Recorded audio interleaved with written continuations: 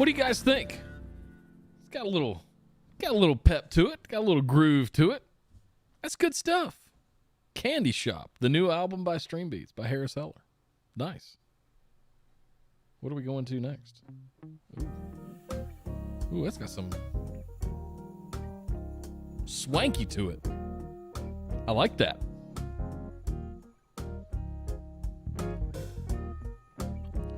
I see you, Harris. I see you, Ryan. Nice. Yeah. A little chill. I like it.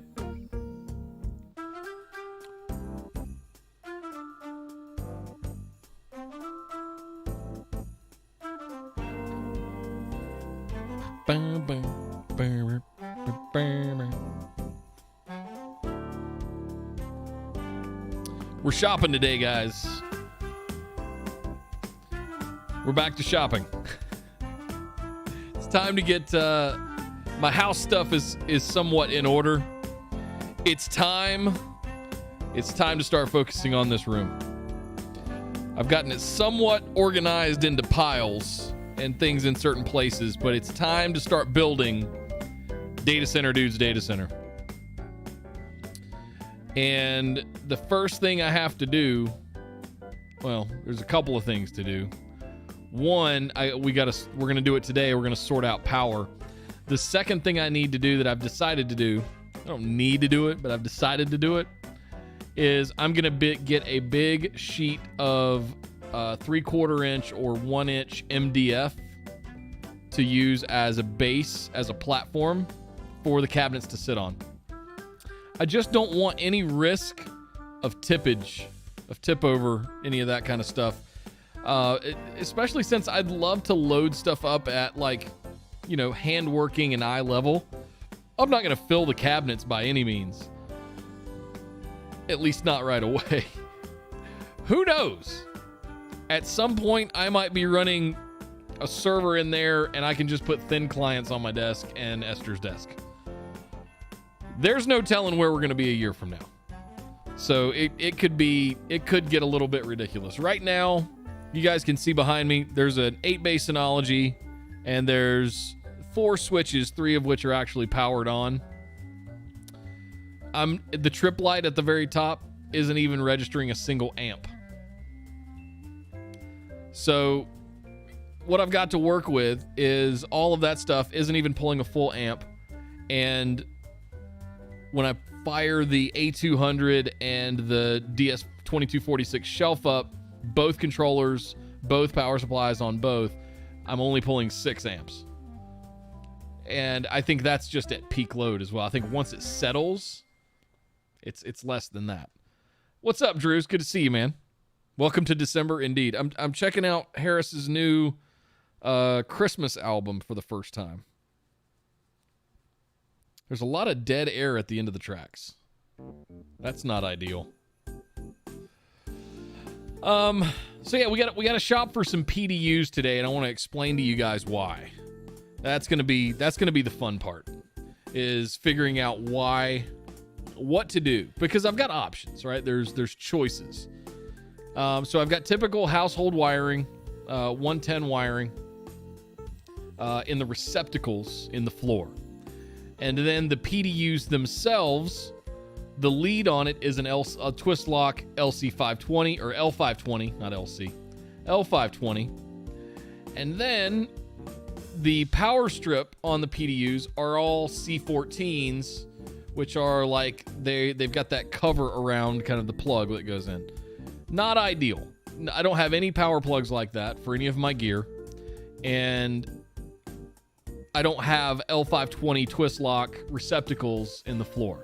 So all of these are easy fixes. What I could, if I wanted to buy a truckload of power cords for all of the gear, I could buy an $8 pigtail that goes onto the twist lock and converts it to household jack, right?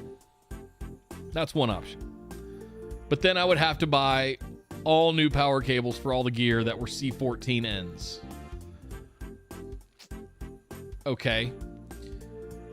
If I just got rid of the PDUs and got PDUs that I liked, they're about $120 a piece.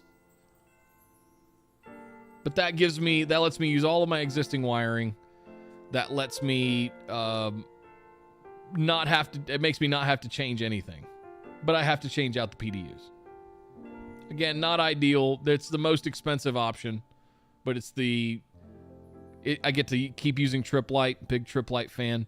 I get the digital readouts on the PDUs of the amperage that's being used, all that stuff. So I think that's what I'm going to do. And I'd love to hear if anybody else has any ideas, weigh in, but I kind of wanted to power them up for you guys today just so you could see how loud they are. And the other thing, long term, this whole setup may end up in the garage. I'm not 100% sure it stays up here years from now. It could end up in the garage. I got half of mine to turn the garage into a kind of workshop. Been here about a month now. Actually, right at a month. And the more I've thought about the garage, we don't have a yard. I don't have a lot of yard tools to keep. We haven't parked the car in it yet. It's mostly for storage, which I'm going to get some hanging stuff to suspend from the ceiling and put all that stuff up there. Seasonal stuff, right? Christmas decorations, for example. So what else is going to go in the garage besides cars? Well, one, we got a skinny single car driveway, and I don't think the garage isn't big enough to put her Rogue and my Armada in there at the same time. So mine has to stay on the street. If we want to put hers in there, which she could just leave it in the driveway. If we want to put hers in there, that changes things a bit. But let's just say, for example, we wanted to put hers in the driveway and mine on the street, which is totally doable. The garage all of a sudden becomes another couple hundred square feet of usable space. There's a garage fridge out there. You could put carpet down and insulation. There's all kinds of things I could do. Put the data center stuff out there. Pipe the HVAC in, right? And vent the back of the data centers with an extractor fan out the side of the house. Right? Random thoughts that I've been having the last couple of weeks. However, one of the big reasons I had these two cabinets brought up here was for what you're seeing right now. The backdrop. Having all of it here in the shop, in the studio, to use as a camera backdrop for videos, to use as a kind of a prop as well to work on stuff, building it all out, playing and testing and doing some live demonstrations of things. How do you do a disk swap? How do you do a controller swap? How do you properly install it? How do you cable up an extra disk shelf? All of that stuff are the reasons. The ability to do all of that are some of the reasons that I brought the cabinets and brought the storage array with me. Sure, it's a good amount of storage. Do I want a jet engine running in the studio nonstop? Not really. Not really. So it makes me rethink things. For now, for the time being, it's going to stay up here, all that stuff. But I'm starting to think like long term.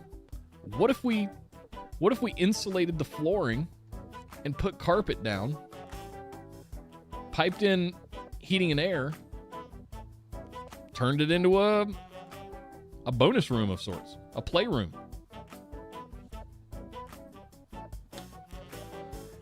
Options. We got options. That's the beauty of it.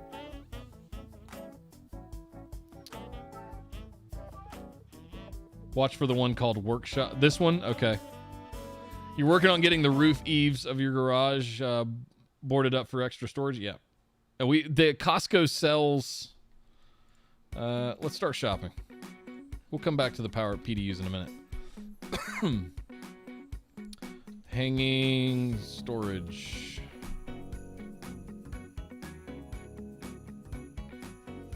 Like this stuff. 4x8. Wait, why is that one 200? 4x8, 4x8. Oh, deluxe hook accessory pack is $200? $300? No. This is the one we were looking at getting. And Lowe's has one too. Drop down range. So yeah, basically just to put totes and boxes and seasonal stuff up there. That's really the idea. Sorry, terrible streamer. There you go. The other one I was looking at, my lists. Wait, what?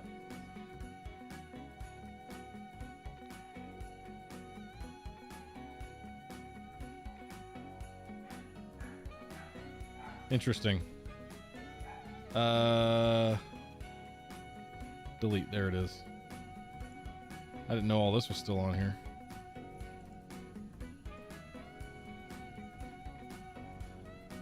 Wait, what? What in the hell? Where's the stuff that I've been saving on the mobile app? I've got all this stuff. I've got this.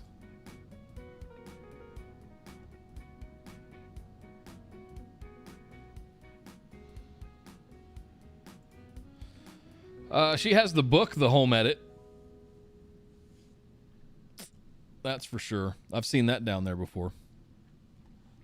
Where is all the stuff that am I logged in with a different account?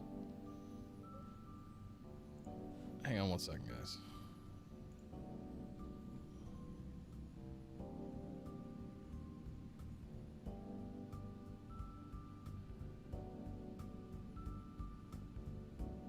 No.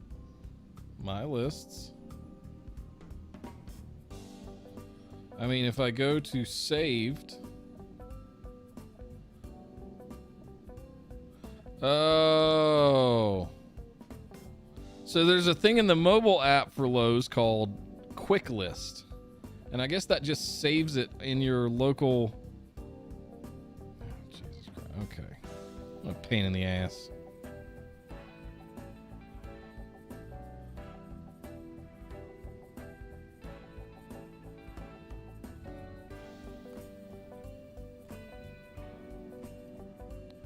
So how do I get items in?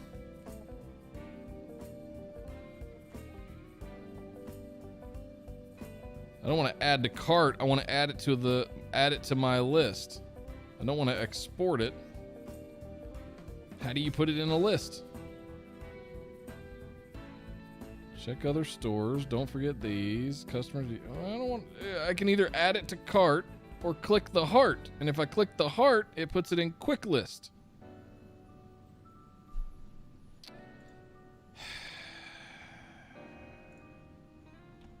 So I can't see my quick list on the app on the webpage. All right, well.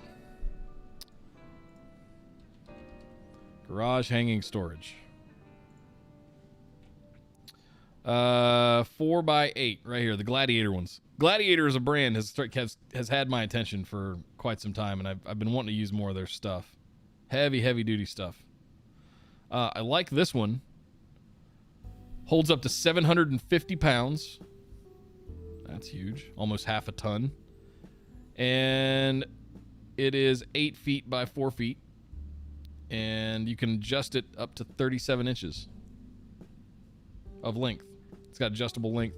I'm assuming you can also put this anywhere where there's studs or cross beams so that it gets the most. You're not going to hang it with like sheet drywall screws. But yeah, this is that's interesting, right? That's the kind of thing I'm thinking about putting 2 of those up because I think we can do 16 feet across the garage. So 2 of them side by side, one long kind of raceway catwalk of sorts of stuff. Put all the stuff up there, and then we're looking at like an empty garage. We'll have some stuff hanging on the wall, but I'm starting to think more and more about the garage. We haven't really, it's been an afterthought up to this point. We unloaded on November 5th, and we've basically used it as empty box and cardboard and trash storage for the last month. But now that we're really starting to to settle in, we've got all these totes and stuff that we need to store. I've got stuff up here that I need to store, like the Corsair 1000D box. I'm not going to want to get rid of that if I ever need to transport it for any reason. I've got 2 big totes back there full of cables. No reason to keep them in here. I could use that shelf space elsewhere. Frankly, I need to just get rid of all the cables. If I need new cables, I buy new cables, right? I need to accept that and move on. But yeah, 2 of these out in the garage, right? For less than $500. I can install these myself. They're just little slots, slotted steel, and you screw them together, right? Can't be that bad to install. The other thing is, if I start turning the garage into kind of a workshop, you could put that rubberized flooring down, and all of a sudden now you can do all kinds of stuff out there, right? You put gym stuff out there. You can, have one side of the garage, that's a gym. You can have your treadmill and your weights and all that stuff out there. But then I could also put data center racks down there, have all this stuff out in the garage, keep it cool in the summer. Could have my kind of solar power management station as part of that, which, is going to be nothing more than a Raspberry Pi and an HDMI cable going to some kind of monitor. To be determined what that's going to be. But yeah, there's part of me that wants to... I got to get some other things done first. I got to wire for Ethernet, right? I got to sort that stuff out. I got my tone tester, finally. My toner, so I can track some cables through the walls, see where everything's going. I think a lot of it's going to get exposed as it's not really there to be Ethernet. It's for speaker wiring for the on-cue system. Even though there's plates all over the walls, I need to, like the one I pulled off up here, it has a Keystone jack in it. I have no idea where it's going. So we're going to find out. Now that reInvent's past me, all that's good. Now I can start doing some of this kind of legwork. Part of that is also looking at various options. So I was talking about at the beginning, I've got the L520 coming off the PDUs. I could buy one of these for $8. 4 of them is really what I would need. And just switch them all to 515. All right, call it a day. And wouldn't be a big deal. The problem is that I'm still going to have to swap all of my existing power cables for every device to C14. C14 power cord. For those that don't know what C14 is, it is this. Oh, excuse me. The one with the little doodah cover shroud over it. It's like a guide that slots into the socket. So, the question becomes, do I buy those $8 adapters and a grip of these power cables, 6-footers, or do I just buy a different PDU? And I think the answer is just buy a different PDU.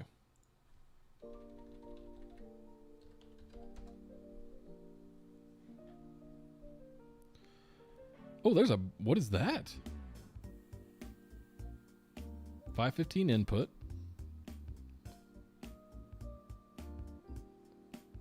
See what Stay Online has? What is Stay Online? I've never heard of them before. That's not the one I want. I want the one with the metered readout. Metered PDU. This is the one. Yeah, it's on sale right now. There's so many. There's Cable Matters. There's Show Me Cables. Yeah, it's not a matter of finding of someone who can do it. I mean, there's people on Amazon that sell them for $4 a piece, right? But the problem is I would need like 20 of them. So I mean, now you're getting into the $100 worth of just power cables. And then if you wanted to move something somewhere else, I mean, you're screwed. So you're locking yourself into that. So this is what I was looking at. 16 outlets, right? It's got the metered readout. It's got a built-in breaker, 15 amp breaker, I believe. Yeah. So it'll trip at 15 amps on the cabinet before I ever hit the 20 amp breaker of the house. That's a big safety thing for me. Tough tiles are awesome. That's the ones that kind of interlock together. Those are the ones that I was specifically referring to. Yeah, tough tile are awesome. But so I think I'm just going to get 2 of these. Call it a day. The question becomes, is 16 outlets enough? I think so. And the other question becomes, do I need more than one? Well, you would tend to think yes, but we're not in a data center. We don't have separate PDUs. There's no failover. I've got a battery backup, 1U single, but it's not going to be able to, like, I can put that in for the Synology and the switches and stuff, but it's not going to keep the NetApp up. The other thing is that this whole room that you guys are seeing behind me is one dedicated 20 amp. The heating and air conditioning is its own breaker. It's completely independent. But everything else in the room is 20 amps, all inclusive. So it doesn't matter which receptacle I plug into, it's all 20 amps. It's all one circuit.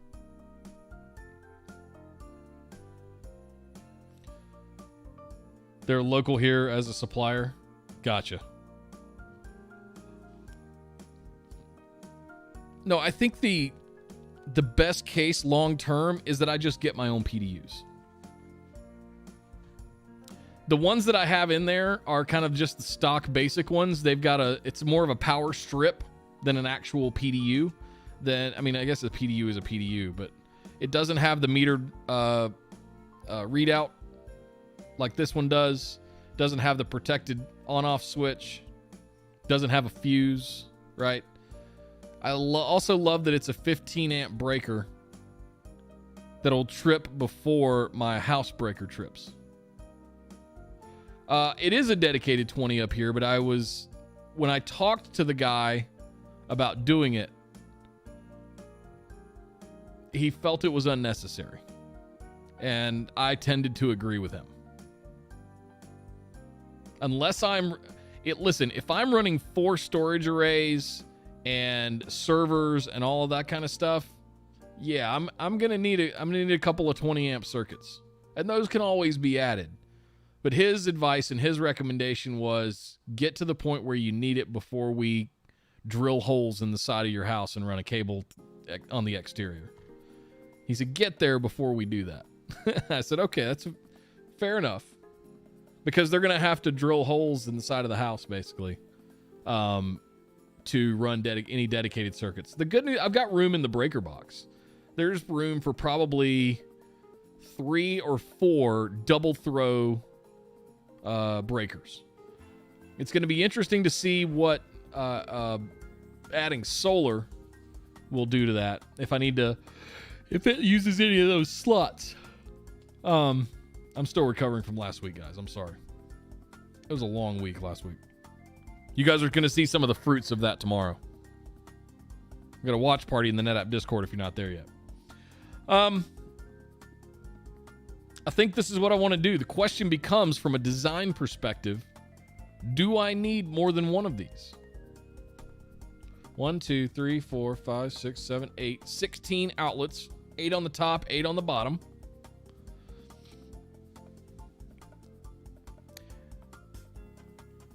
You know what I wanted to do today? I wanted to go look at Triplight's website. I want to make sure I'm not buying old tech. So let's look at power distribution, single phase, local metered.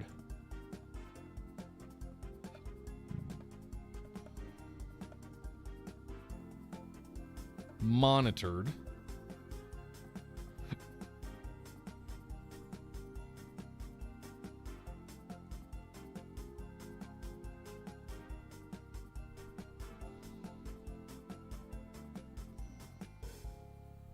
What else do they have here?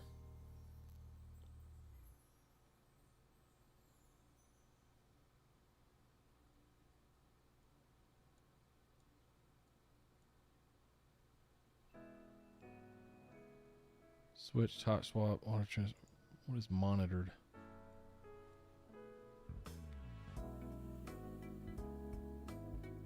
There we go.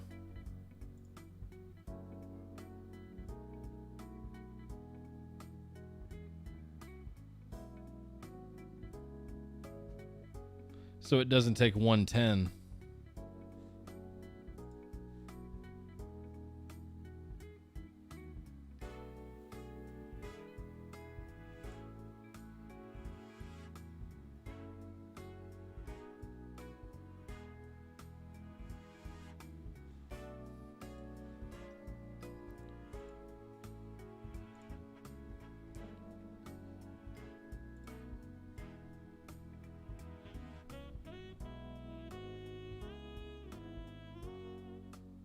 So these are the ones that I have like in the desk and all of that. This is just metered though. It does have an Ethernet jack on the back of it that I can monitor. So that'll be cool to tie in, right? I'll be able to watch like specific things. I can label the ports and all that. Even here for the desk. So I can see like what's drawing power. Obviously it's going to be my monitors and my PC the most.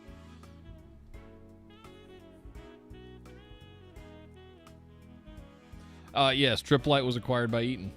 Yeah. So these are the ones, I've got two of these on the desk, one on each side in the console, and then I've got another one in the rack, and I've got another one in that's spare. So, I mean, hang on a second.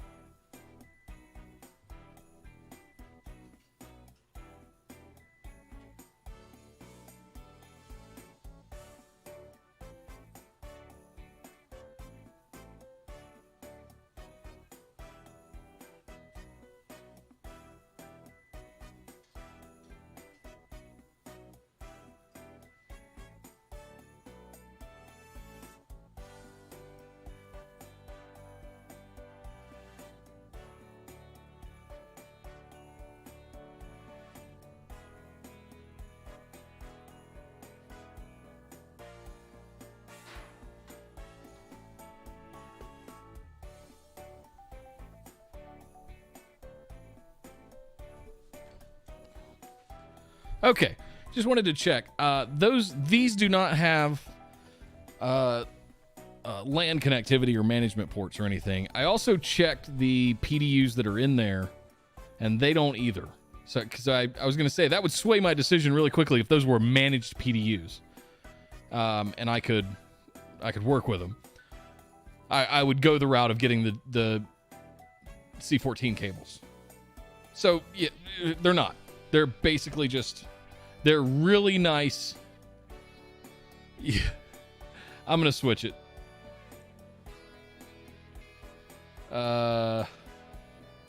Let's go back to good old synthwave. It just feels better. So what we need to do, I need to find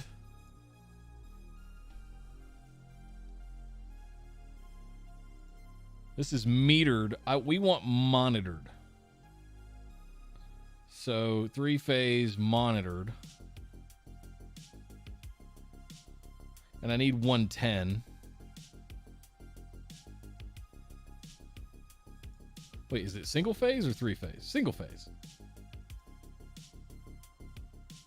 Yeah. 120. Vertical. 16 amps. I completely overlooked this filtering tool here. Boom. There we go. But it's monitored and monitored. I picked managed. Oh. Okay. Metered. Okay, metered versus monitored. All right, cool. So this is the one that we want. So 1.9 kilowatts, single phase with LX interface. I'm assuming that's their management interface. 120 volt outlets. 515. Perfect. Comes with an L520 adapter. So what is the difference here? It's got 24 ports, 24 515s.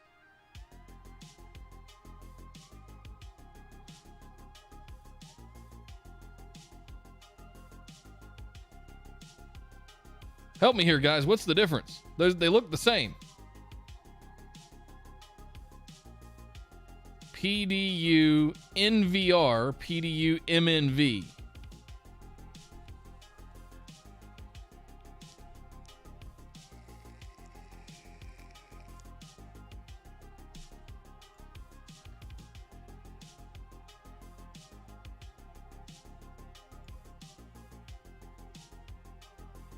That looks magnificent. That's exactly what I want.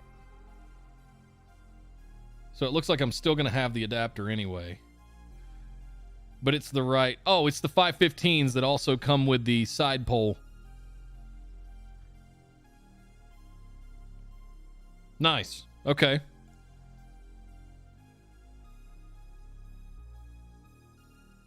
So what I want to know is the difference between the... What's the difference between those two?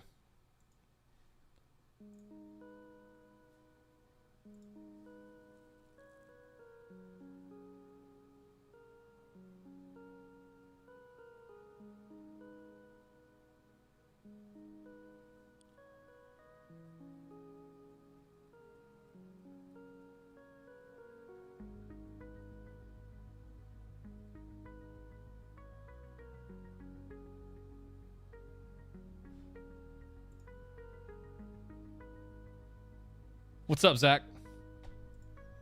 Trying to figure out the difference between these two triplet PDUs.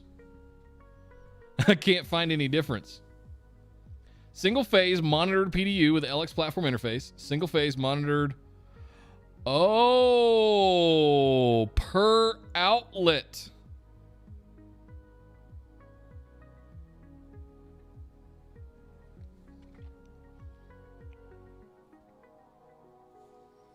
Well, hello. So let's go shopping. I'm gonna bet it's like $500.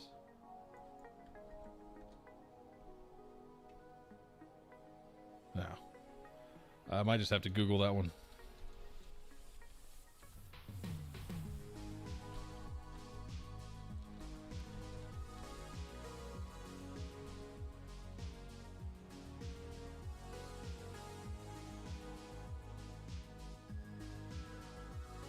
Is there a where to buy? Check prices. Yeah. I wasn't even close. This is what we used to use when I was a customer before I joined NetApp. We had the software. We could bring it all. It was APC stuff though, but individual ports, you could like switch off a port. So if I needed to hard cycle a server at the colo facility, I could log into the APC software, cycle a port, right? Did I almost Google? No. I started to type Google and forgot that I was in Chrome and you could just type directly from the search, from the URL.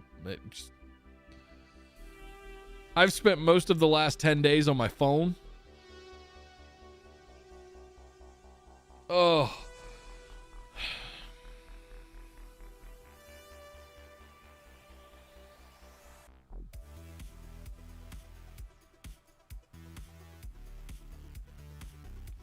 That's just not an option.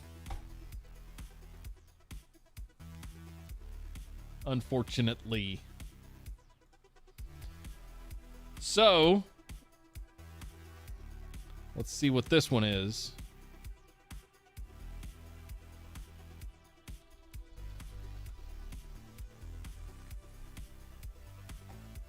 Damn. Oh, I guess I could just go.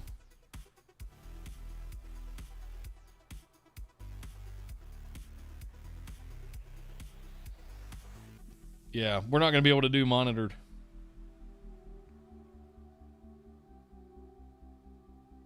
That's not scary. That's... I mean, shit. We'd still be dropping $800 on 2 PDUs.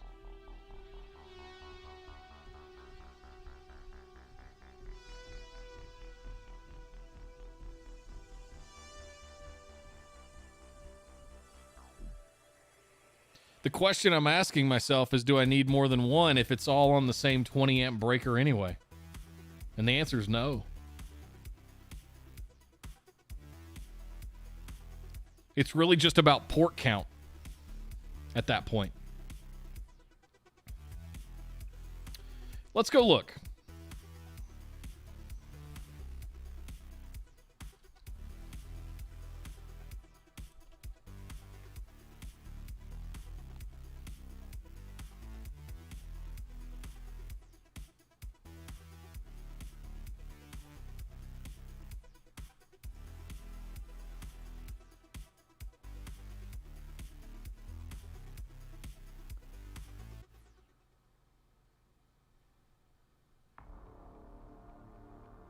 Oh, it's 200 volt.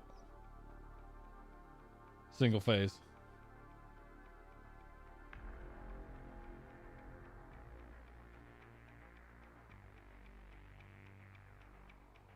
What's up, Sheppy?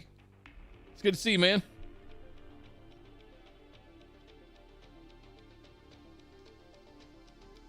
$208 volt.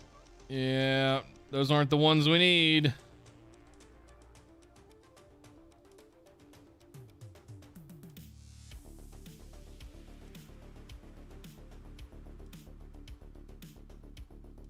$120, 20 amp, 515.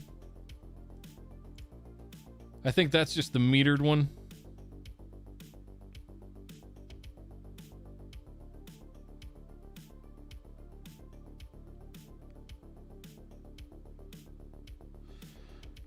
Well, I've got a house building question for you, Sheppy. What would be the best way for me to like fit a basically I want to get a sheet of like 3/4 inch MDF or 1 inch MDF as a base to sit the cabinets on top of. And I'm curious, without ripping the carpet up and the plywood flooring up, to see where the beams are. How do I tell?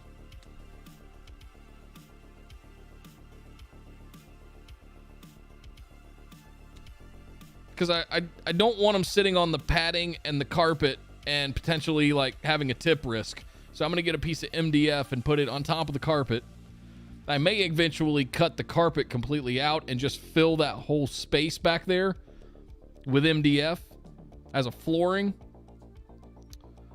But I'm trying to figure, like, for now I just want to put a piece of MDF down for them to sit flush on, and I can put the feet down and support both of them. And I think there's even, like, you can screw them down to the MDF if I wanted to. Some lag bolts or something. But I was curious, like, what's the way to tell which way your cross, your 2x8s that are your cross beams?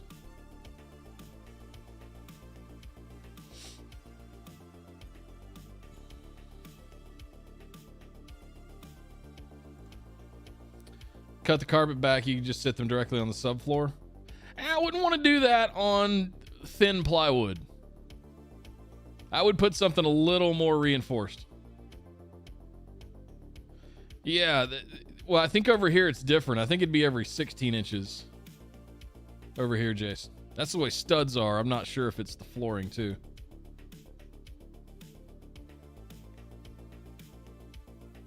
That's... Oh, it's C14. But shit, that's a hell of a deal. There's one for $200. Big old sheet of steel. Yeah, I'm not trying to add weight. MDF is good enough. Even then, if it dents into the MDF, You can ground it, yeah. I'm not too worried about that. APC metered rack 10. Oh, okay. What? Hello. C14. Damn, that's a hell of a plug.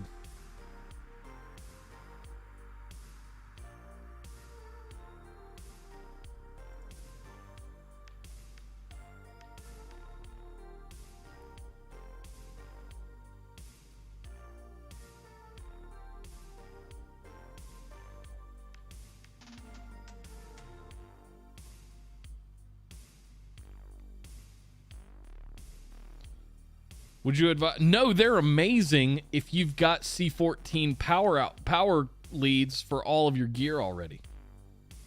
They hold. There's very little risk of it accidentally getting pulled out or snapped off. Right? C14's fantastic as a standard. I love it. However, none of my stuff is currently using C14. Best way to be to look at the ceiling below and see if you can see the screws or possibly seams of the drywall. Okay.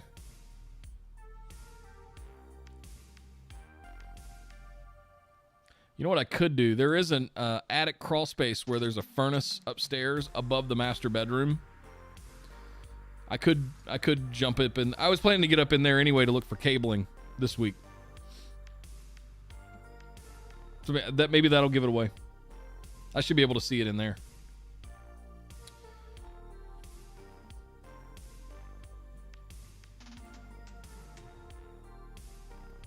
Yeah, that's true. I did not end up getting that camera. I might grab this, though. That is a beautiful PDU.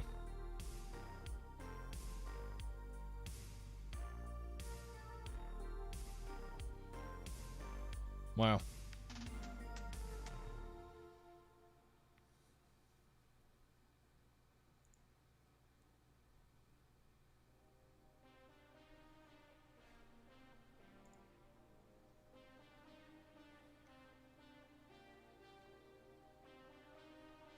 Yeah, I think it's laterally as well, instead of long ways. Me too, Sheppy.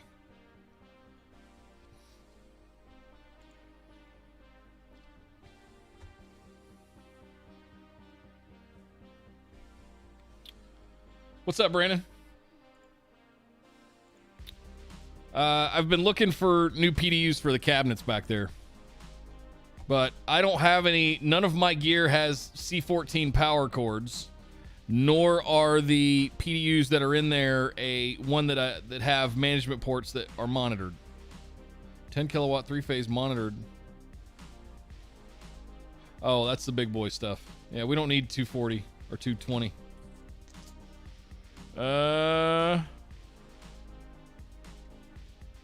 APCs are the same stuff I used to use too. It's really good stuff. Oh, I like this part.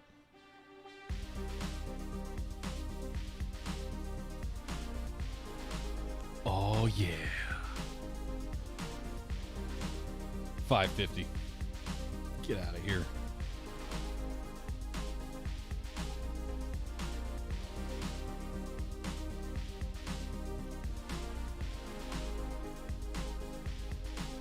I'm a Trip Light fanboy, so I'm looking for my Trip Light stuff. I searched for the actual model number that I wanted.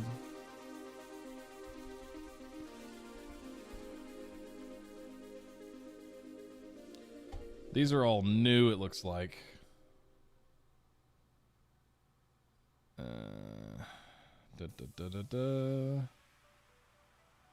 That's 220, 220, 220, 120, but it's $520. 220.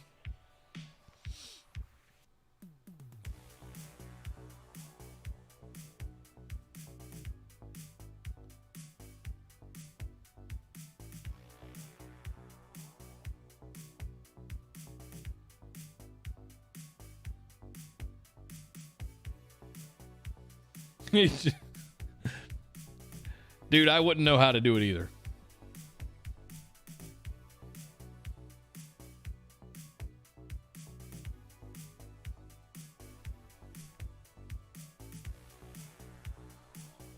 No. 3-phase $700. Get out of here. Get out of here.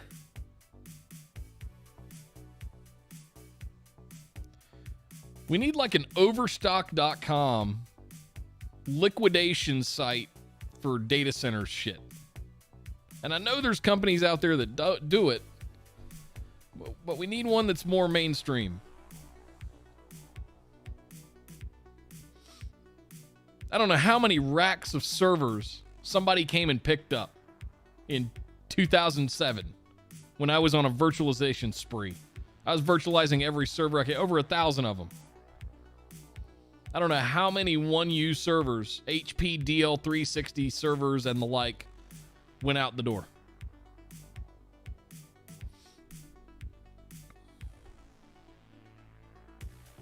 Your wallet does not need that.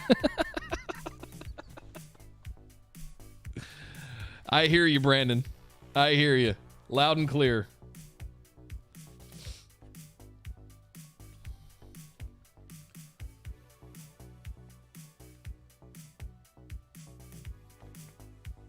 Yeah, I bet it was, Drew.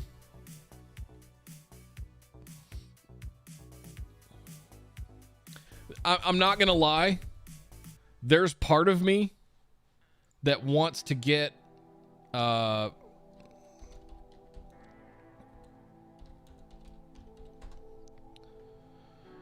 there's part of me that just wants to get the pigtail and buy a box, a bulk box of C14 cables and call it a day. Right? There's part of me that wants to do that. Because it's the path of least resistance. I don't think I'll be happy with it, though.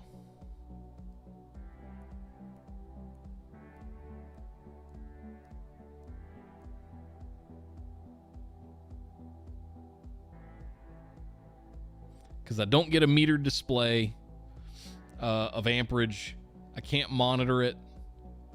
It is, you know.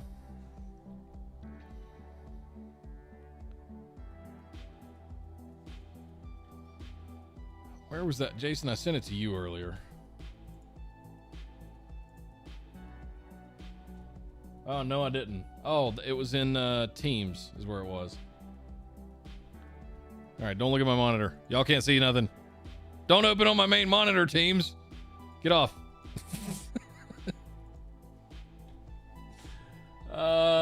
Where was it?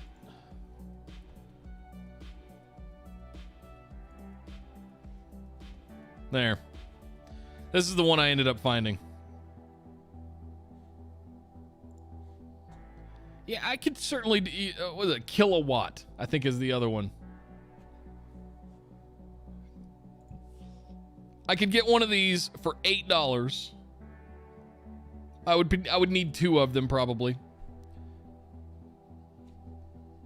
And a grip of C14 cables and call it a day. What do I need, like 20 of them maybe? That's the other thing is the switches don't use a traditional power cord. They use their own little transformer blocks. And they've got they can just plug straight in. So really I would need 1 for the Synology and 1, 2, 3, 4 for the NetApp. Yeah, why don't I do that? We can always do different PDUs down the road. At the end of the day, you're doing this for the content as well as the practical aspects. You want to be able to build the cool dashboards and do the demos. Imagine a dashboard where you balance the solar generation with what equipment you have turned on. I know! I'm right there with you. Believe me. You and I are, it's scary how locked in we are. I'm thinking about content. I'm thinking about what I want to do with this. Right now, I want to get it all up and running so I can get it configured.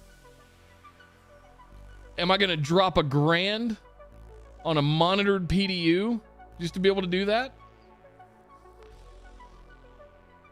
Ugh.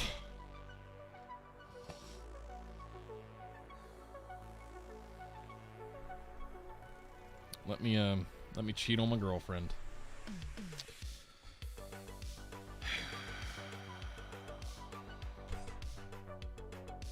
We'll look. I'll compare.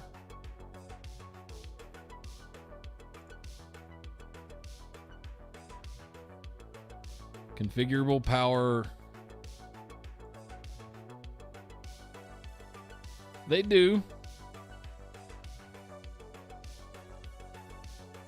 Wait, what am I? No.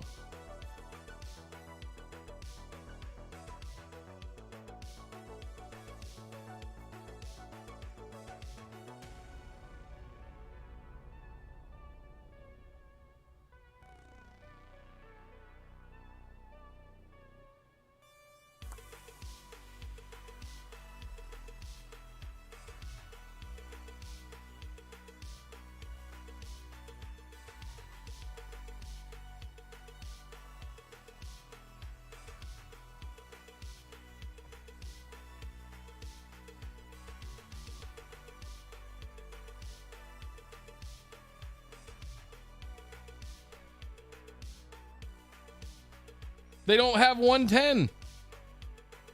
Come on, guys. Really?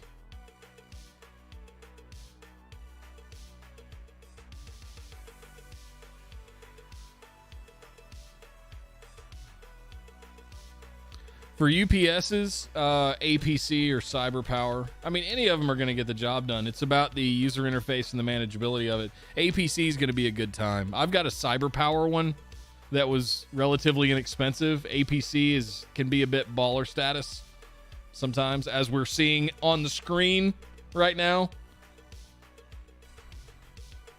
Whew. All right, so that's metered by outlet. We're not doing that. Let's just look at regular metered rack PDUs. Come on, guys, really?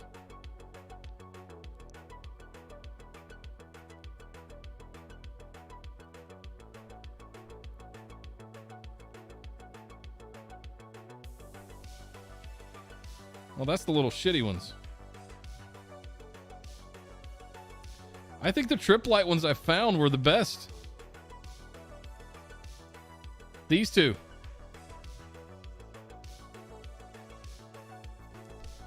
I'm thinking about this from a, where do we buy these? So the per outlet, did we pull this up? Check prices. Yeah, that's a bit extreme. A per outlet metering. So, no, that was the same one. Like there was one that was $375. Who's selling this one? Only one in stock. Shit. I can't even see what it is. That's 515s. Okay.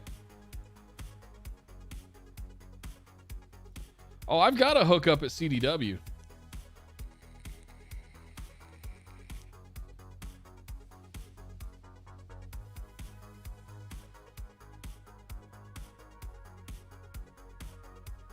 Here's what I'm thinking. Bear with me here. Here's what I'm thinking. I'm going to get one of these. And if I need more port count, I can get I've got the smaller trip light ones. I don't need both of these in my desk. Really? I don't really even need one of them in my desk.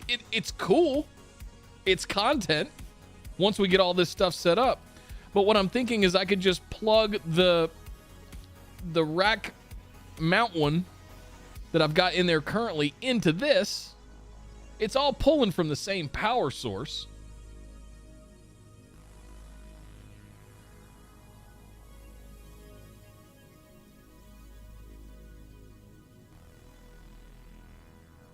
And then I'll be able to kind of separate. So, yeah, okay. Yeah. My mind's going to a place right now that I really like. So I can use the horizontal one that's rack mounted right in between the NetApp, the A200 and the shelf, and I can only plug in the 4 cords, the 4 leads for the NetApp and the shelf into that one. That'll give me an exclusive metering of the power draw of the NetApp system. Everything else, and then I can plug that, the lead for that one, into this one that's monitored, and then everything else can just go into this one.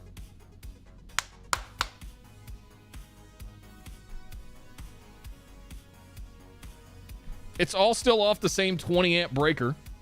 This thing's going to trip at 15 amps anyway. What is the other one? Yeah.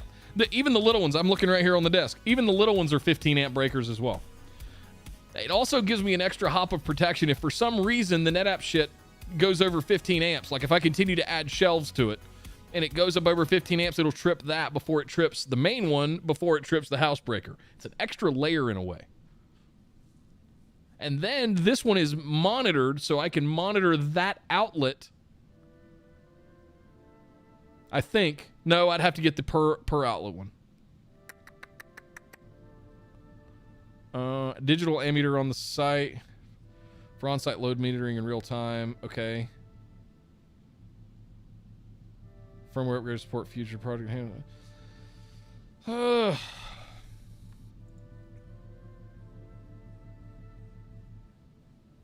Does this cabinet even have those slots?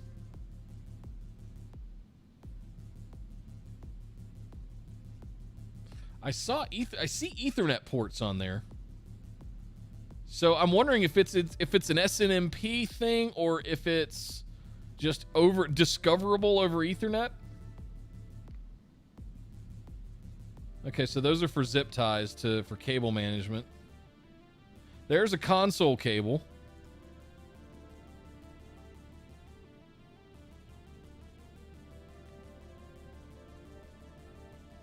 One sec, guys. Let me go look at the cabinets.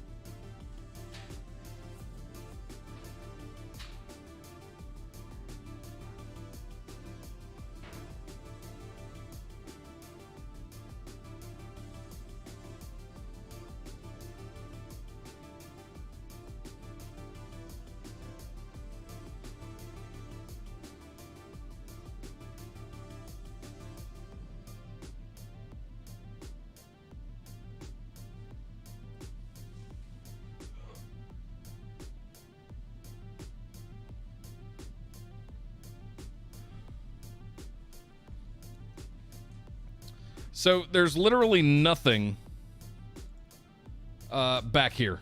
It's all just the back rack rails, which is also not the end of the world. I think there's a way you can put something in like that.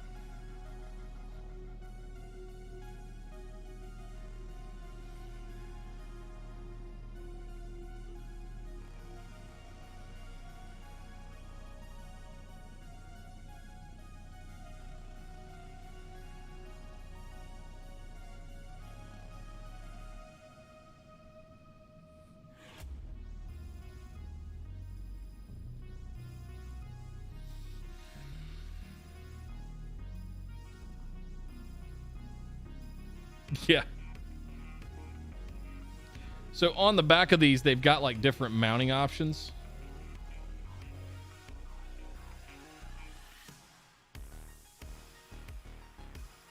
So I mean, you've got ears. You could hang it off those.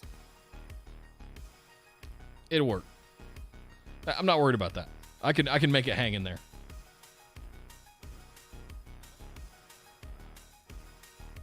Yeah. Yes, Zach, I know, but we make fun of those companies.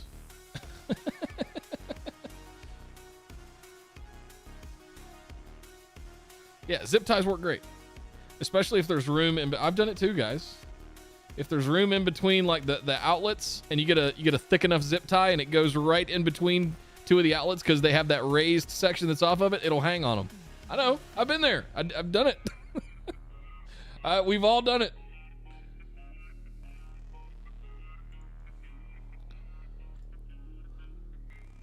One rating. I mean, obviously this is going to be a badass piece of kit, right? It's got 24 515s. Included cord retention brackets. 10-foot cord with an L520 and an adapter.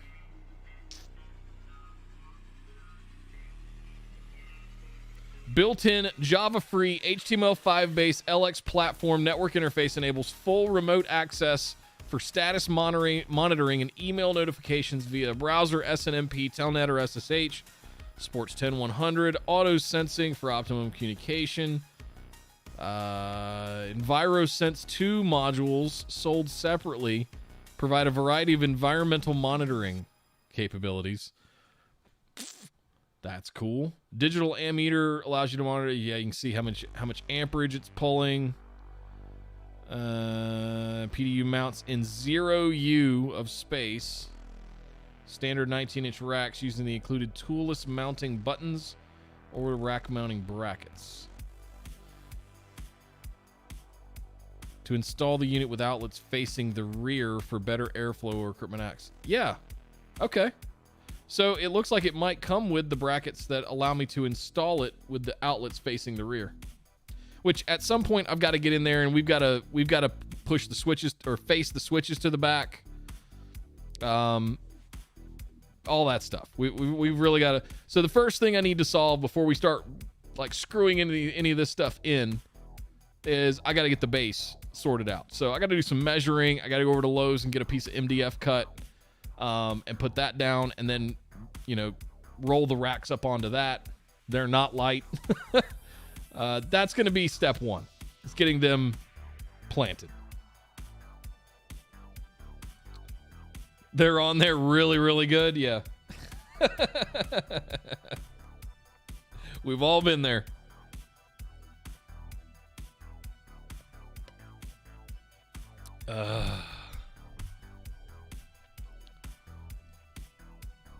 Okay.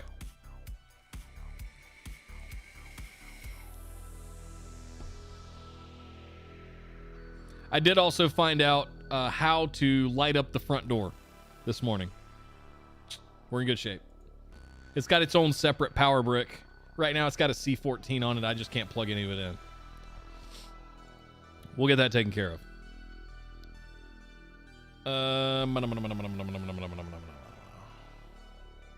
If I have to, I'll cut the C14 off and rewire a regular one on there. I've done that.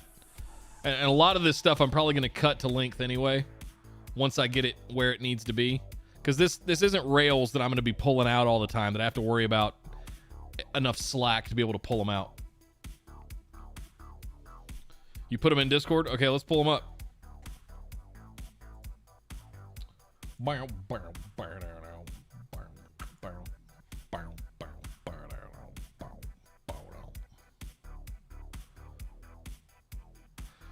These are nice.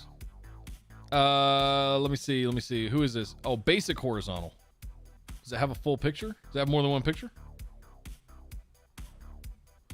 How many outlets? 16 outlets.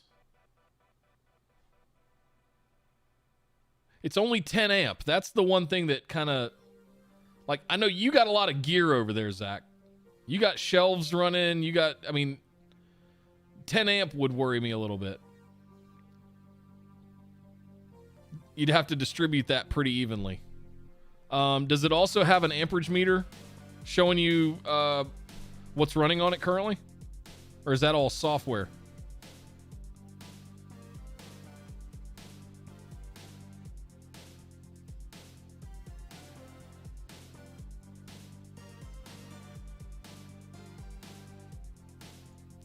I'll show you there it is right there. This is the version that I have. No, that's not the version either. This one. Oh, I always forget that you guys are 240. Never mind. Never mind. Here's the ones that I have. And if you look at the back, it's got, what, 12, 1, 2, 3, how many is that? 13 outlets. Well, 12 on the back, 1 on the front. But this isn't even the right one. Where's the one that's got the meter on the front?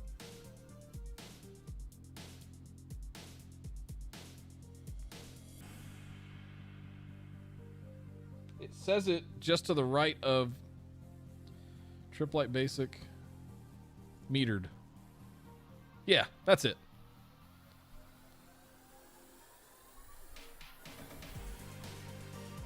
So this is the one that I love. This is the one that it isn't even the right one, because this is the one that I have has one on the front. Let's see, metered. It's the 13 outlet.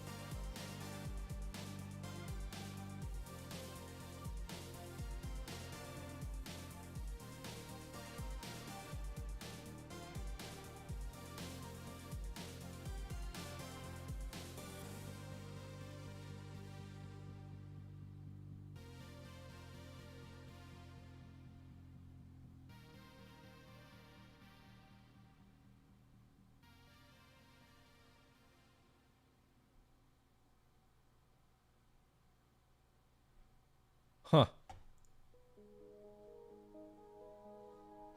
The last one said I had purchased it 2 times. But that's it not even right. Because it doesn't have the digital readout. That's a hell of a deal right now.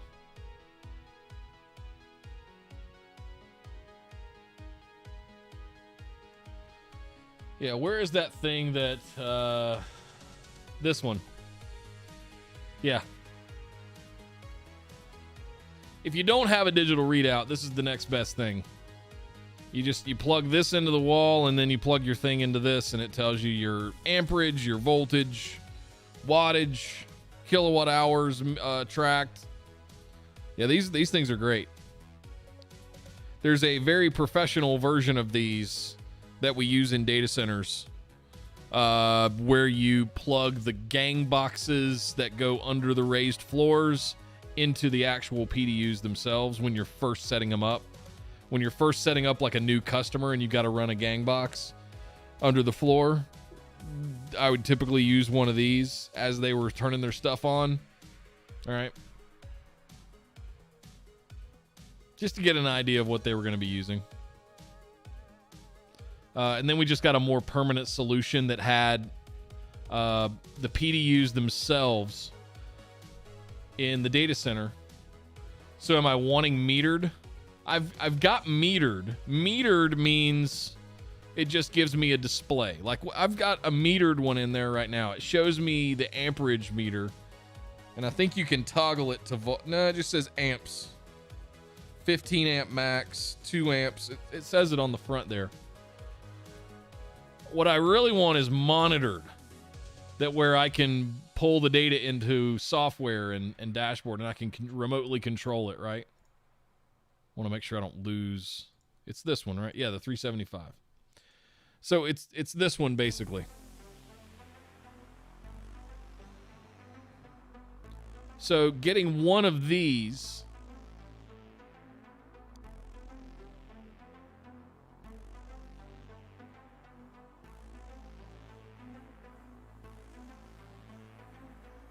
this is going to be metered and monitors.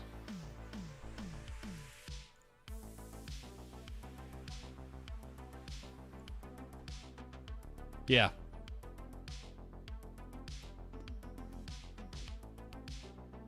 That's good stuff. I like that.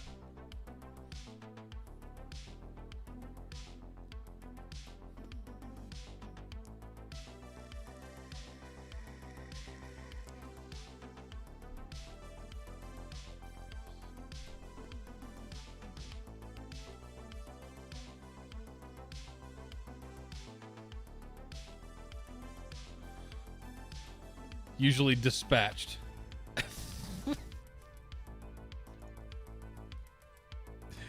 Oh, you Brits and your Queen's English.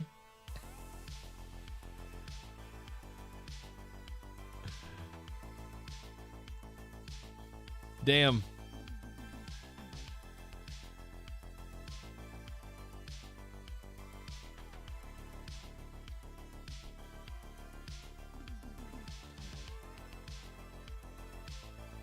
No, we've got those too. You can buy bulk packs of them at Costco for like $25, and they'll just get you somehow connect them with Bluetooth to your Wi-Fi network, and they register them. You can go into the HomeKit app and start adding stuff, and then build automation around it.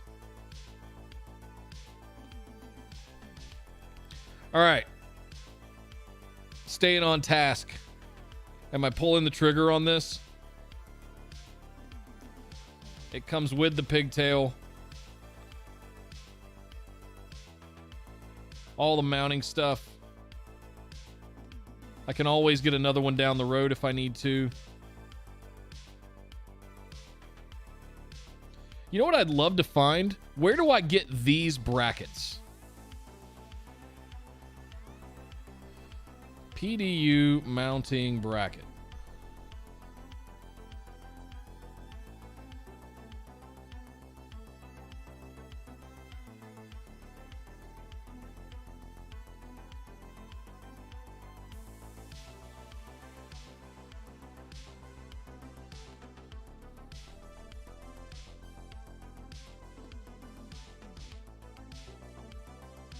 There you go.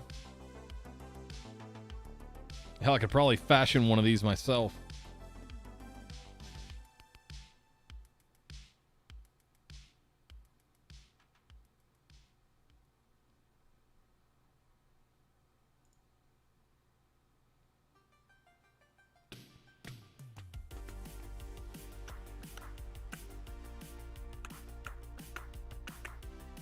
Are we sure I got so many tabs open now.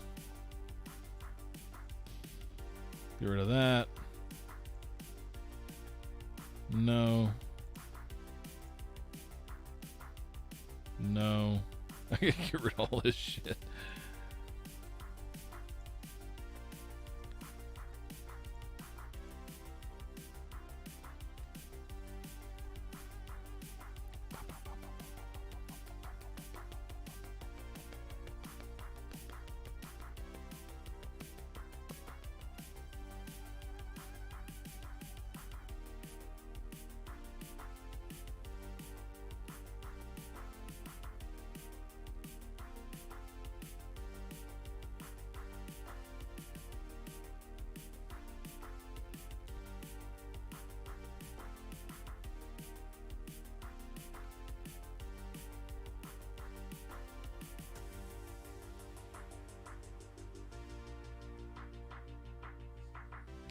This one's $88 and it's not even metered. So the metered is 142, but it's only 6 outlets. So this is 24 outlets. Okay. Okay. Okay.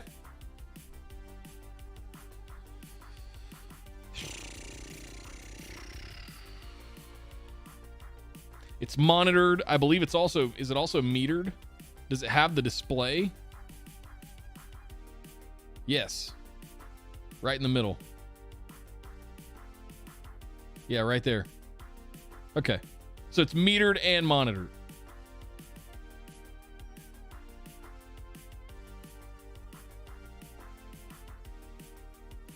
Oh, there's my brackets to mount it. Those big guys right there. So you can just run probably a cage screw with a cage nut through there.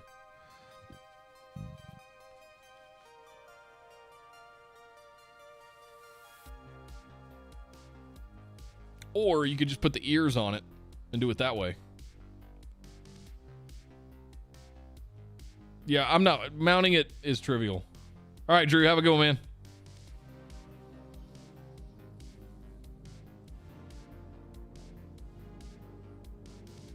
So, begs the question, what else do I need? I need to look at one more thing real quick. I'll be right back, guys. I need to look at the light up door block, power block. and make sure it's got a swappable power cord. One sec.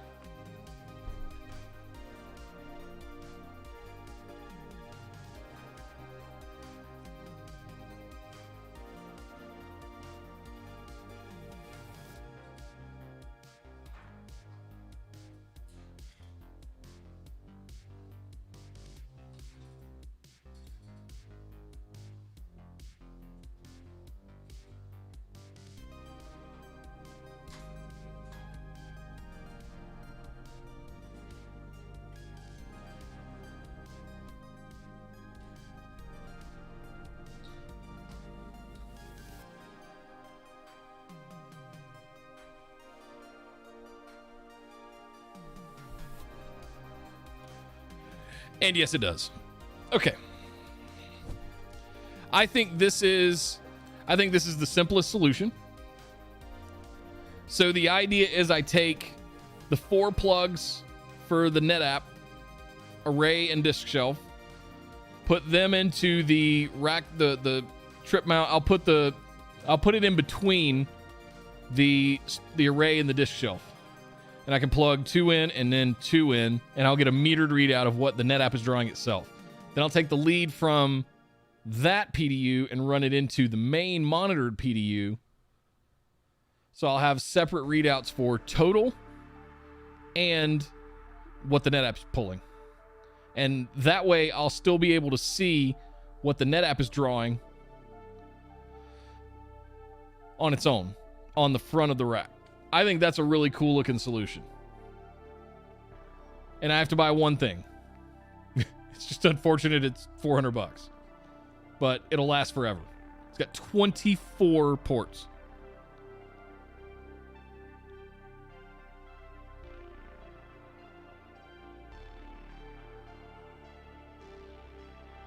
You know what I might do? I might get another one of the... My only concern becomes cable length for some of these, like the Eero and the cable modem and other things that I'm going to put in there. Are the power cables going to be long enough to properly cable manage and get all the way back there and still plug in? Like that's where my concern starts to lean towards. So I don't know. I might end up getting another 1 or 2 of the, or just harvesting this one. I've got at least one, but I could put that with the switches. Plug all the switches into one of them, and then run that trip light lead down to the core PDU, right? Yeah. I like the flexibility that this gives me. I don't have to have more than one.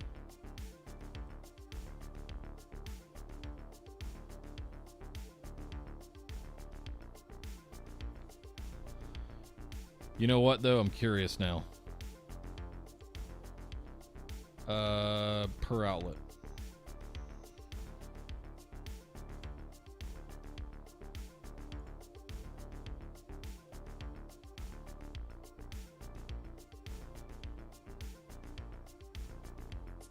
See all buying options.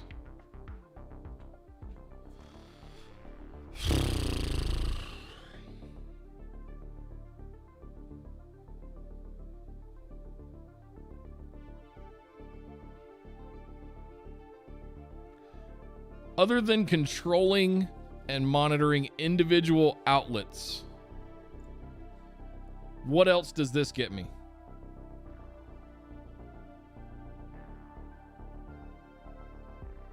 I don't think anything. Individually monitored 24 outlets.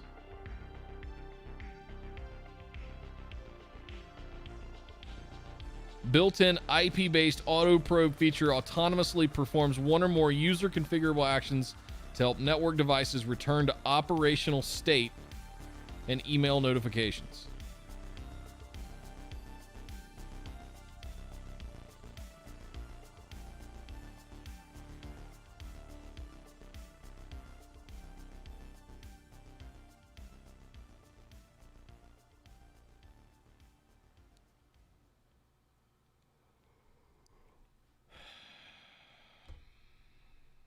I can't spend $800 on a power strip. I know it's more than that, but I can't explain that one away.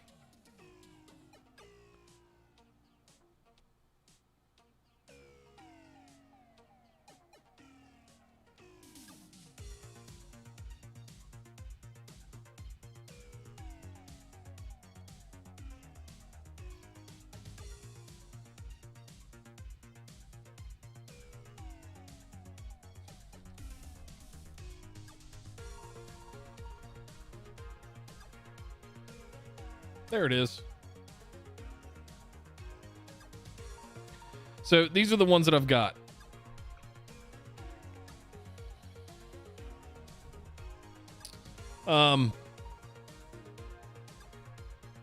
My thoughts are, have the core one. $375, one-time purchase, won't need anything else for a really long time. And as needed, I can, so I'll use one of these for the NetApps. It's got 12 ports on the back, right? So it's got, even with the 4 that are in there now, I could add 4 more disk shelves to the array and have, it's probably more, that would probably exceed 20 amps. That's, if we're adding that much more capacity, then yeah, we're probably going to need to get dedicated circuits run. Right. Anyway, my point is, instead of getting additional giant monitored PDUs, I can just have, the whole reason I went back and looked, Jason, at the individual port monitored ones was I can label which port on the core PDU is going to which rack mount power strip. Right? So we could monitor like groups of stuff. So here's all the switches. Here's the Synologies. Here's the NetApps. Right? Here's the whatever it might be, because those leads would be going into the core PDU. Kind of like how you run gang boxes from a core PDU to a cage in a colo, right? That's where this comes from. And there was all kinds of knock software in the data center to be able to look at what customer, what cage was using what power, all of that kind of stuff, right? That's where this is coming from. So I want to treat the PDU like it's a core PDU in a data center, and that I use these as if they're gang boxes that go to cages in a colo, right? That's where my head's at.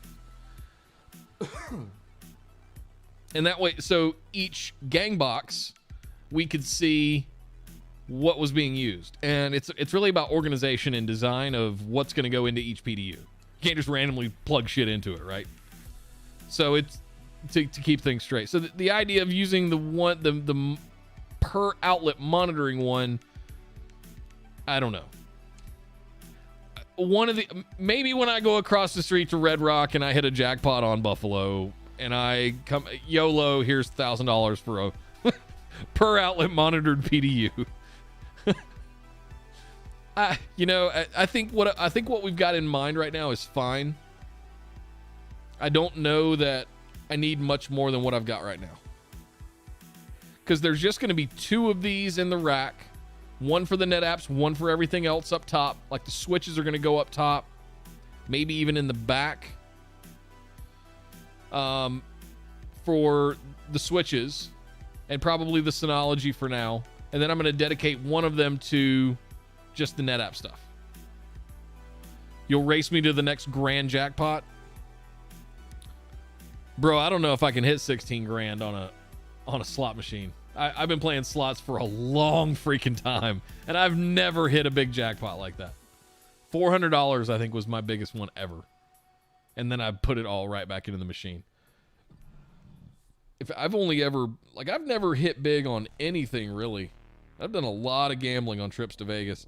I had a good hot shooter at a craps table one time and pulled $4 grand off the table. And that, to me, that's even more impressive than randomly hitting a jackpot. That took effort and work and math and risk, and like I love that win.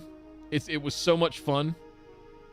It was fun to feel like that I could hold $5,000 in my hand in chips because they were the big, like $1,000 pink chips. So I got so much more like enjoyment and fulfillment out of that. I'm not saying that if I hit a $20,000 jackpot on a slot machine, I wouldn't go apeshit. I totally would. But I don't know that I can really swing $1,000 on a PDU right now for just so that I can say that I can or that I have it. Yeah. This is much more manageable.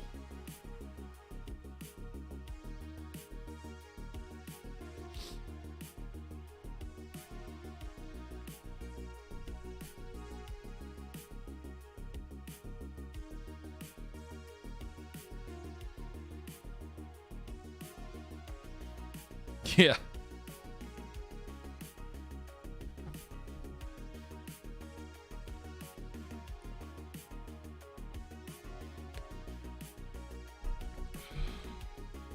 Well, in my head, I think about what else that is.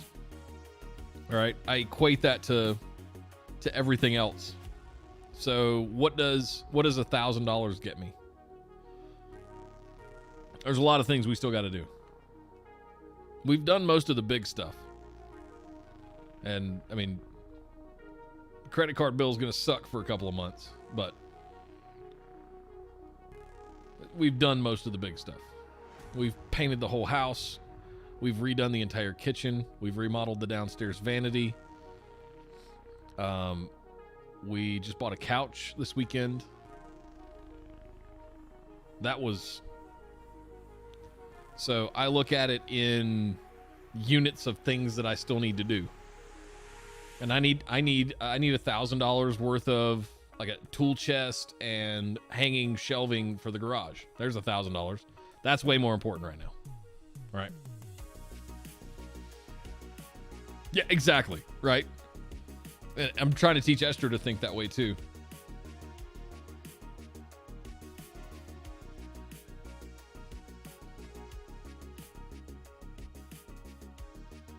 She's really good though. We've attacked this like such a team. I'm proud of us. She's owned a house before, but it was brand new, so there wasn't really much to do in it. This one we got here and like it was painted, the countertops were done, but I mean the electrical's a mess. The good news is like it's pre-wired for a lot of stuff. It's pre-wired for those in-ceiling speakers. Right now, there's just blank electrical plates covering it. I finally took some of them off this weekend, and there's just coiled up Cat 5 cables in there and coax. And I'm going, how can I use that? Because somehow it all gets back up to the master bathroom closet for the on-cue system. So it's pre-wired for speakers. It's pre-wired for that on-cue shit. The whole house audio. I got to get the toner out and tone shit. Get my alligator clips and figure out what's going where. Label, discover. All right. I need to check one more thing, guys. Hang tight. I need to make sure I've still got that spare one of these.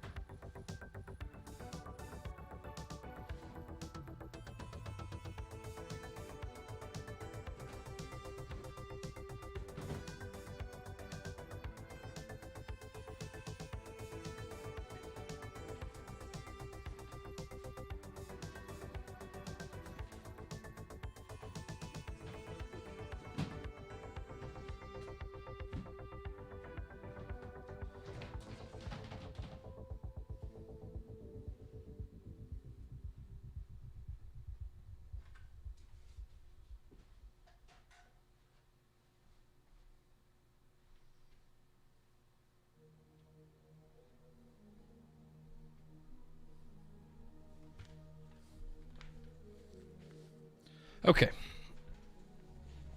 We're going to get one more. Because I figured out I've got 2 in the desk and I've got 1 in the rack. And looking at my desk, there's a lot of stuff that's plugged in. It just doesn't draw a lot of power. Like the Stream Deck. Not the Stream Deck, that's USB. Phone charger. It's full of plugs. Like it's got tons of stuff. So I'm gonna grab an additional one of these. This is the 110. This is 6-foot cord. 120.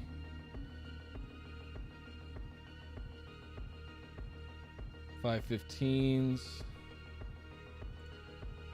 Make sure it's the right one. Yeah, it's got the fuse there. Okay.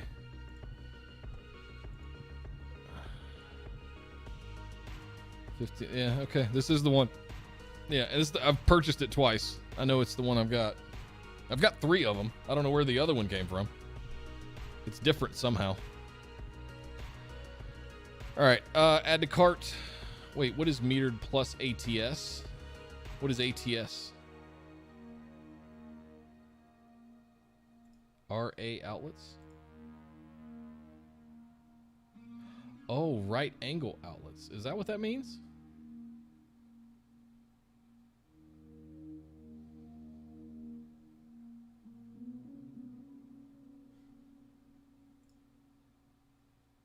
Purchased another variation 2 times. Purchased this one 2 times. Oh, it's the 15-foot cord. Okay. Oh, it's cheaper too. How's that possible? Oh, I'm glad I looked at that.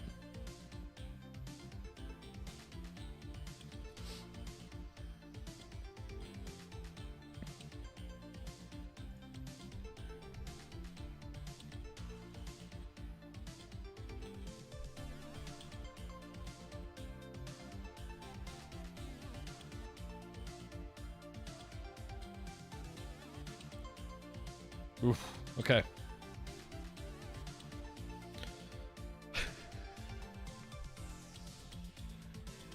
Tell me I'm doing the right thing, Jason. Tell me I'm doing the right thing.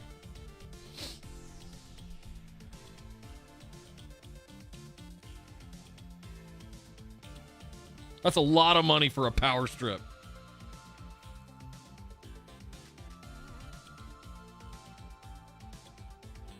But realistically, I'll never need another one.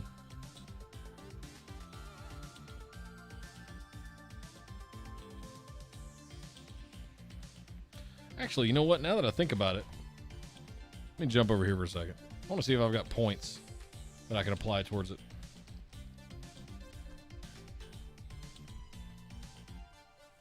One of the things about buying a lot of shit for your house is you rack up a truckload of credit card points.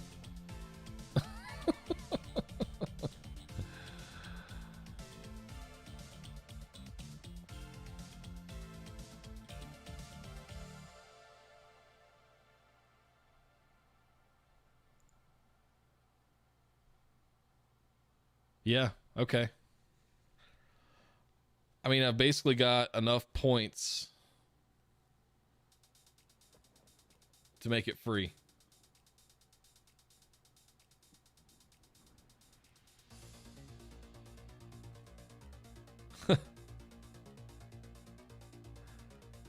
Am I going to get in trouble for blowing all of our points on a power strip?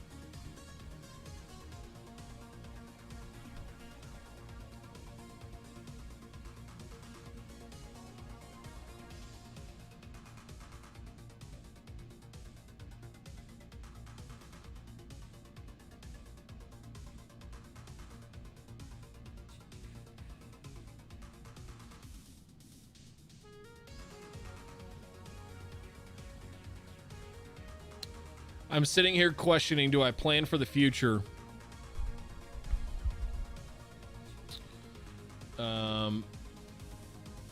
Do I plan for the future and get 2 while I'm at it? If points is basically going to cover the whole thing.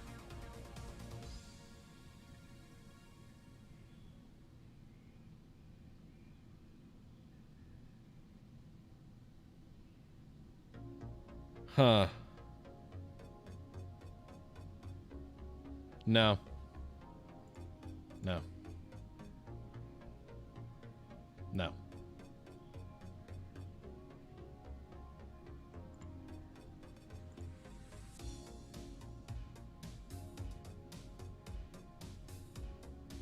$33.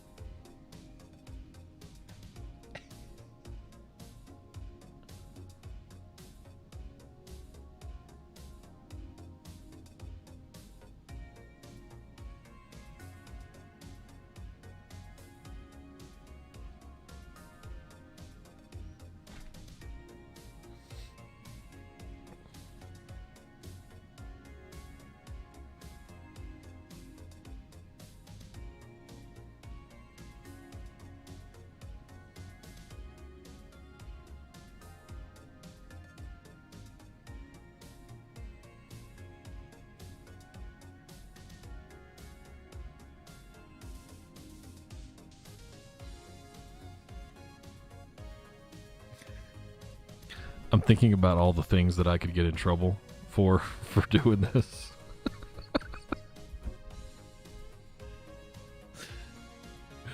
I thought we were going to use that for garage racks. I thought we were going to use that to get you a cabinet. I thought we were going to use that to take a trip next year. I mean, realistically, we'll probably have more points than that by the time we get to the time to buy a trip, but...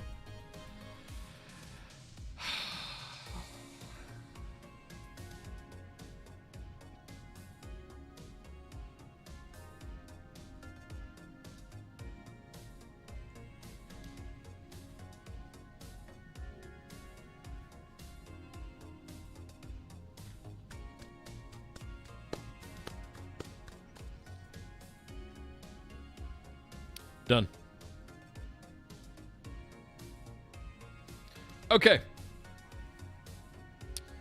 So not this week, because I have to write a script to make a video. Literally starting tonight. Yeah, exactly. Exactly. And I actually need it. Like, that's the last thing that I need to get that stuff up and running, was to sort out the power. I've got everything else.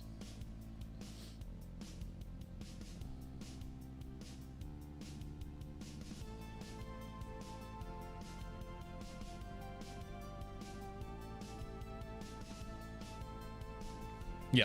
Okay, done. I can blame it on you guys. Thank you. That will absolutely help me sleep at night.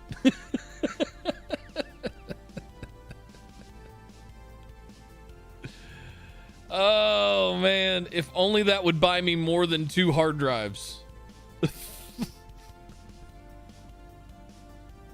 That's the other reason I want to get this thing up and running. Let's see how Plex runs on an AFF, right? Let's see how much data transfer I can pull over 10 gig. I should be able to get almost line speed.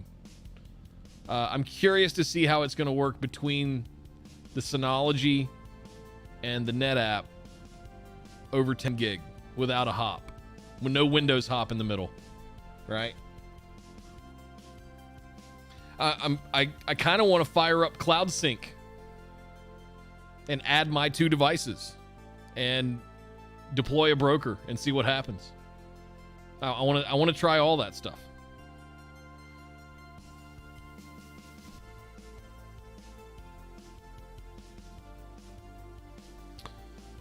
Oh, okay. That feels, it actually feels good to have bought that. I was feeling guilty.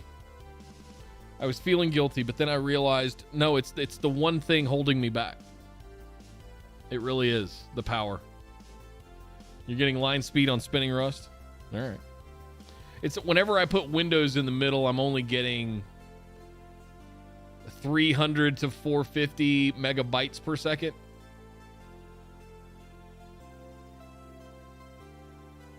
Yeah, I'm scared of your power bill, dude. It was one of the motivating things to max out, put 31 panels on my roof. Which, by the way, I haven't talked to you guys since we pulled the trigger on it. I'm getting solar. Signed the deal on Wednesday night, I believe it was. The roof inspector was out on Tuesday night. Roof inspector was out on Friday. 31 panels, 31 inverters, all in parallel. Everything's in motion. Yeah.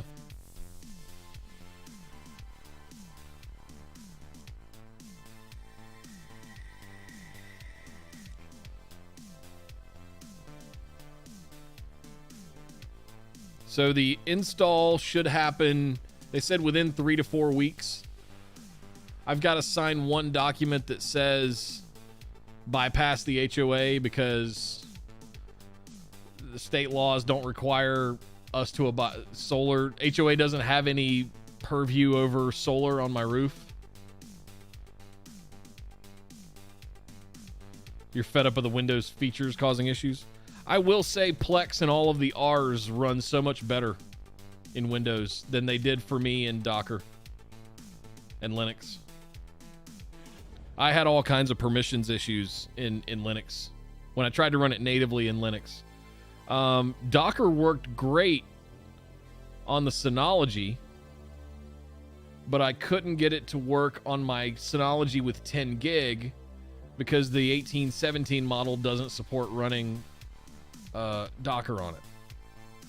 There's ways to get it to work. I just didn't want the headache anymore. We're still going to build the Plex server, guys. As soon as we get the racks going, get Mega PC going, and take the 2070 Super GPU that I have, and it's going in a Rosewell chassis and in the rack, and it's going to be a dedicated Plex server. Can you guys see?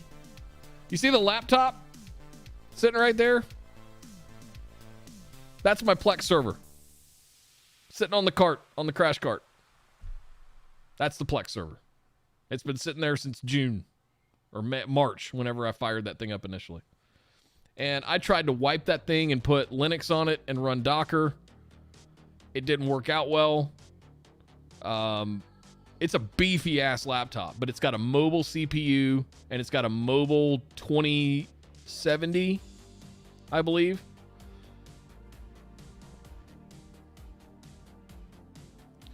Yeah, so my thought was build the Rosewell to be an Unraid or a TrueNAS chassis initially. And then I realized, no, I want to stick with Windows because everything just runs smoothly. I can RDP to it. Like I can just pull the GUI, the web interfaces up in an RDP session. I don't have to have them up on my main screen. It's nice. It's convenient enough for me to keep it. I'll deal with all the little headaches of Windows.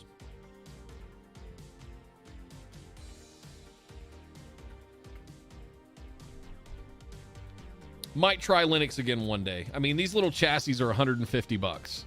And as long as you got a board, CPU, and memory, you can fire one of them up. And I've got so many systems. I'm gonna have this system available. It's an AMD. The one that's going in it is an i9 9900K, 64 gigs of RAM, and a 2070 Super. So it's got Intel QuickSync. It's gonna have a 2070 Super GPU. No, I'm not running storage spaces. It's going to have a 10 gig Ethernet card in it. And everything's going to be on external storage. No, I'm not running storage spaces. The only reason I'm getting a 4U chassis is so that I can vertically mount the GPU in there. Full-size discrete GPU for encoding. But no, I'm just going to mount shared drives. No.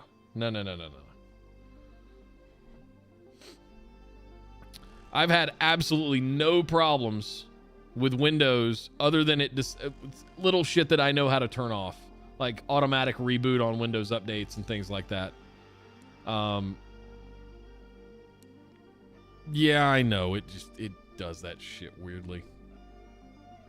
Where is the social widget? I think there's a reload. Oh, I'm getting ready to get off here anyway. Who cares? Well, it'll fix itself next time.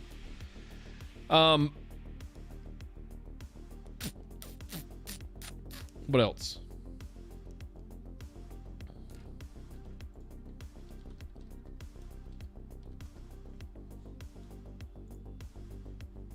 It was this one.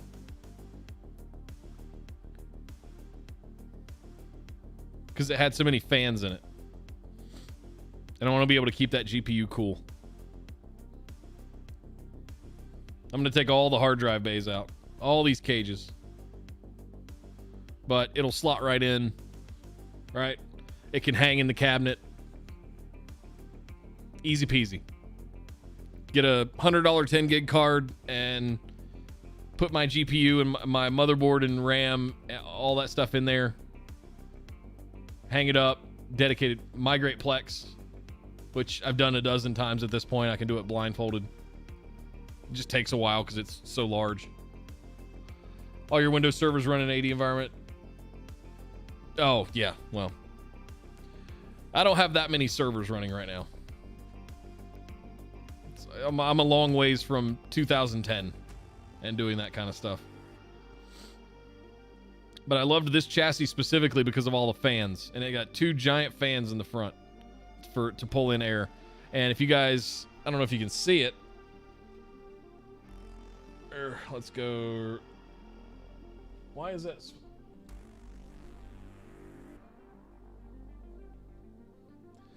You can kind of see the AC unit right there. And this place, like if I keep the AC going, this place, there's penguins ice skating in here. That's completely independent and self-contained. It doesn't go to an outside condenser or anything. It's all kind of like, we've got that central stuff all throughout the house, the rest of the house.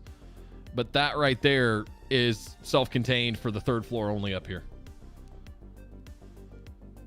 Set your Plex metadata, not in app data. I don't know what you're referring to.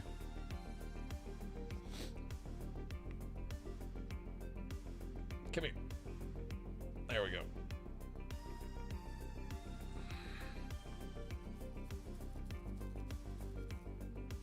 It almost looks like I'm green screened in front of something fake. If I wasn't able to walk back there and touch it, it kind of looks like it's green screened. That's very strange.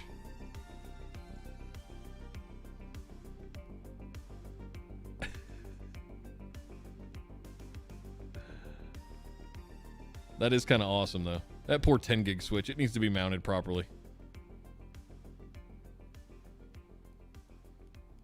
Yeah. All right, guys. I'm gonna get out of here. I got some writing to do and a video to make this week. Can't tell you about it, but you'll know next week. Full show.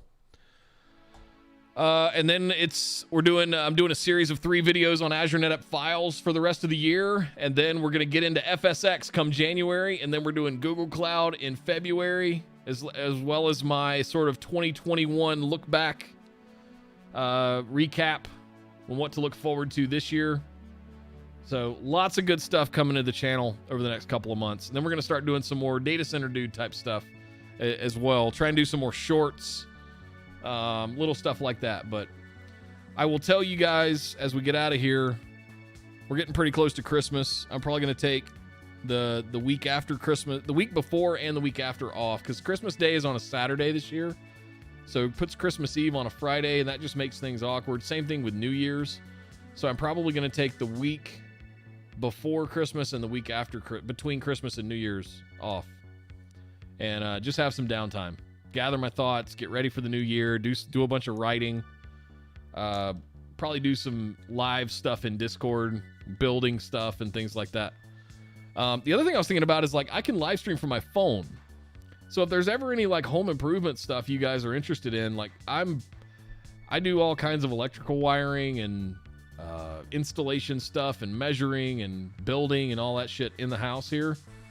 So I mean, if you guys are ever interested in watching that shit and asking questions or any of that, like, let me know. I'll throw the phone on a tripod and turn Discord on or turn the stream on. Yeah, but just let me know in Discord. We'll be back Wednesday.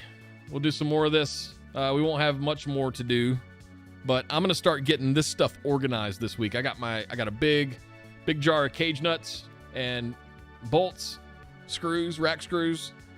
So I'm gonna start getting it mounted, getting cables organized, all of that stuff, in preparation for the power distribution to get here this weekend. And then next week, we're rolling. We might be doing an IRL build stream next week, putting the cabinets together. So stay tuned. Thanks for hanging today, guys. Thanks for all the back and forth on the power stuff. Thanks for encouraging me to pull the trigger on it. I'm glad we did what we did.